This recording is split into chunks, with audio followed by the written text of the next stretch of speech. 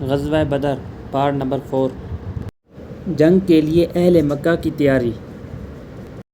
یہ آواز سن کر لوگ ہر طرف سے دوڑ پڑے، کہنے لگے محمد صلی اللہ علیہ وسلم اور اس کے ساتھی سمجھتے ہیں کہ یہ قافلہ بھی ابن حضرمی کے قافلے جیسا ہے۔ جی نہیں، ہرگز نہیں، خدا کی قسم انہیں پتہ چل جائے گا کہ ہمارا معاملہ کچھ اور ہے۔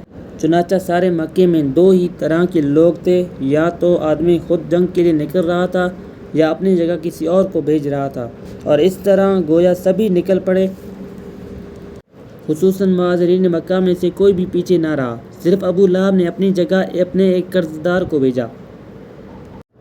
گرد و پیش کے قبائل عرب کو بھی قریش نے بھرتی کیا، اور خود قریشی قبائل میں سے سوائے بنو عدی کے کوئی بھی پیچھے نہ رہا۔ البتہ بنو عدی کے کسی بھی آدمی نے اس جنگ میں شرکت نہ کی۔ مکی لشکر کی تعداد۔ ابتدا میں مکی لشکر کی تعداد 1300 تھی، جن کے پاس 100 گھوڑے اور 600 زرہیں تھیں۔ اونٹ کثرت سے تھے، جن کی ٹھیک تعداد معلوم نہ ہو سکی۔ لشکر کا سپہ سالار ابو جہل بن ہشام تھا۔ قریش کے 9 معذر آدمی اس کی رسد کے ذمہ دار تھے۔ ایک دن 9 اور ایک دن 10 اونٹ ذبح کیے جاتے تھے۔ بھائیو، آج یہیں تک کافی ہے، اور اگلا پارٹ جلد ہی آ جائے گا انشاءاللہ۔ اس کے لیے اپنا ڈھیر سارا خیال رکھیے۔ اللہ حافظ۔